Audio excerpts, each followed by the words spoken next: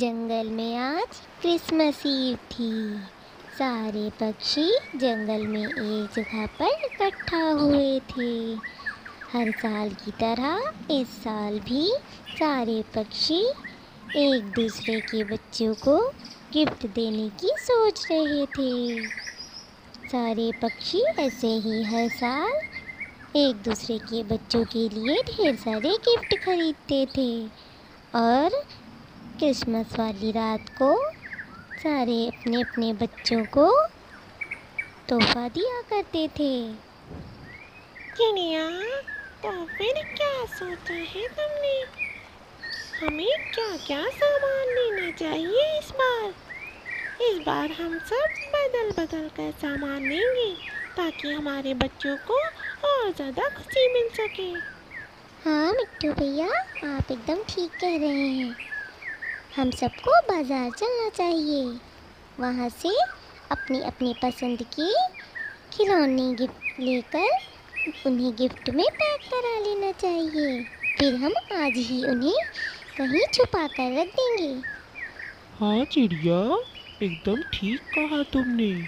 हम सब आज ही जाकर गिफ्ट खरीद लेते हैं और उन्हें घर के बाहर ही यहीं जंगल में कहीं छुपा देते हैं, वरना अगर घर ले गए तो बच्चों को पहले से ही पता चल जाएगा और हमारे बच्चे वो खुशी नहीं पा पाएंगे जो उन्हें हम कल सरप्राइज देने वाले थे। चलिए आप सब, अब हमें मार्केट जाना चाहिए। हमें जल्दी रात होने से पहले वापस भी जंगल में आना है। वहीं पर दूर में एक पेड़ के पीछे गोरी कौवी और कालू कौवे छुपकर ये बातें सुन रहे थे।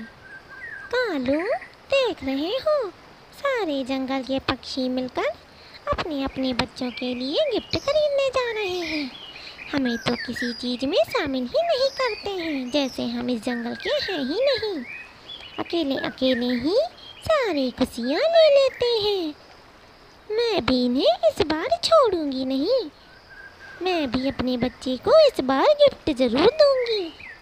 गौरी, हमारे पास इतने पैसे कहाँ हैं जो हम गिफ्ट खरीदेंगे? ये सब मिलकर तो एक दूसरे के बच्चों के लिए गिफ्ट खरीद लेते हैं, लेकिन हम कहाँ से खरीदेंगे? हम क्यों खरीदेंगे? हम थोड़ी ना अपने पैसे खर्च करेंगे। ये सारे पक्षी जो लेकर आएंगे वो सब हम ले लेंगे। मैं इसे रात में चुरा लूंगी, फिर हम अपने बेटे जग्गू को देंगे। हम यहीं पर रुककर देखते हैं कि सारे पक्षी कहाँ पर लाकर सारे गिफ्ट छुपाते हैं, तभी तो हम रात में चुरा पाएंगे। सभी पक्षी मार्केट में पहुंच जाते हैं। क्रिसमस के लिए बाजार सज चुका था। मेरे लिए ये वाली कार और ये वाला गुड्डा पैक कर दो।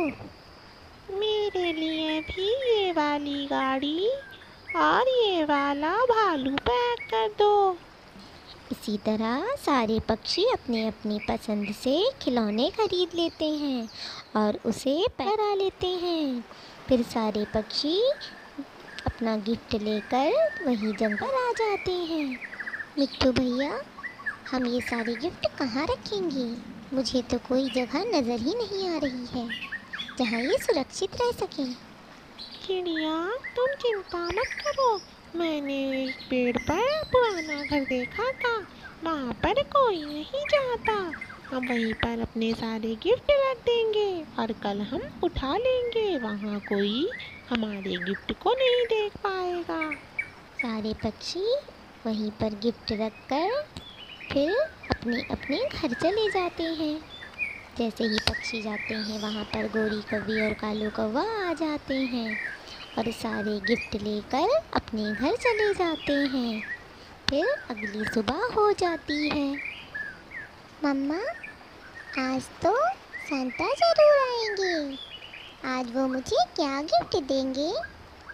बेटा, वो तो मुझे भी नहीं पता कि सांता क्या गिफ्ट देंगे, लेकिन जो भी देंगे तुम्हारे मन का ही होगा। और गिफ्ट चाहे जैसा भी हो, छोटा या बड़ा, वह बहुत अनमोल होता है। वो तुम्हें कुछ अच्छा ही गिफ्ट देंगे। फिर शाम हो जाती है। सारे पक्षी जंगल में फिर से इकट्ठा होते हैं और सब उस पुराने घर में पहुंच जाते हैं जहां पर उन्होंने अपने अपने गिफ्ट को रखा था। अरे हमारे सारे गिफ्ट कहाँ चले गए? चिड़िया बहन, क्या आपको पता है हमारे सारे गिफ्ट कौन उठा ले गया? हमने तो इसे बहुत अच्छी जगह रखा था, यहाँ तो कोई आता भी नहीं है। कबूतर भैया, मुझे भी नहीं पता, मैं तो अभी आई हूँ। जब से हम कल रख के गए हैं यहाँ पर, उसके बाद तो मैं अभी आप लोगों के साथ ही आ रही हूँ।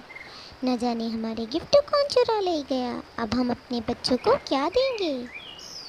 चिड़िया, मैंने तो बहुत अच्छी जगह बताई थी, यहाँ तो कोई भी नहीं आता।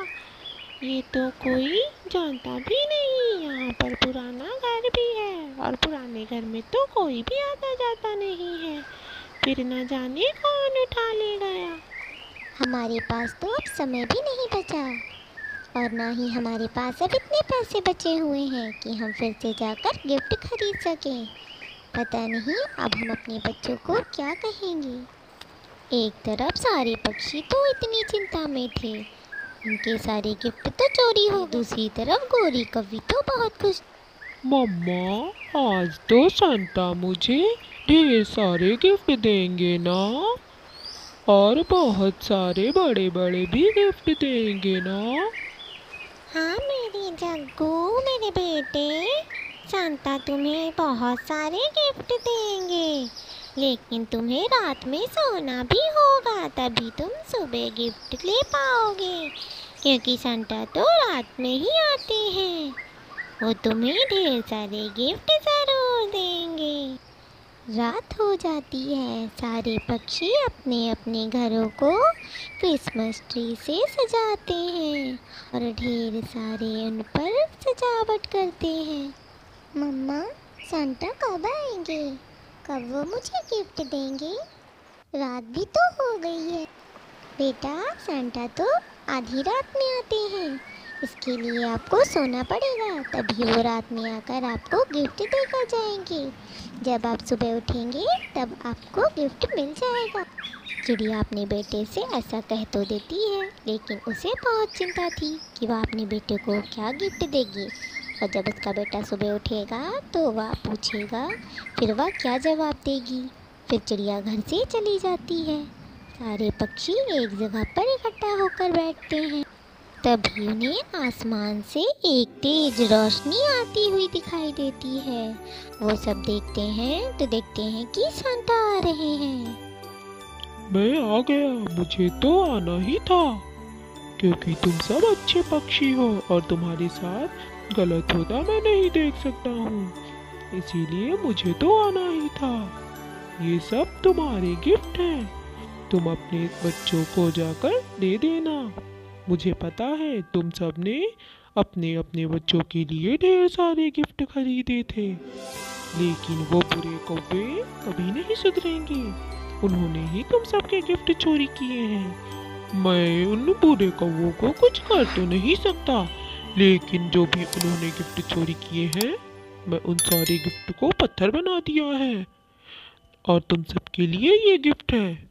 तुम अपने अपने घर जाओ और तुमने जो सजावट की वो बहुत सुंदर है। मुझे अच्छे पक्षी बहुत अच्छे लगते हैं। अब मैं चलता हूँ। फिर सेंटा वहाँ से गायब हो जाते हैं। फिर अगली सुबह हो जाती है।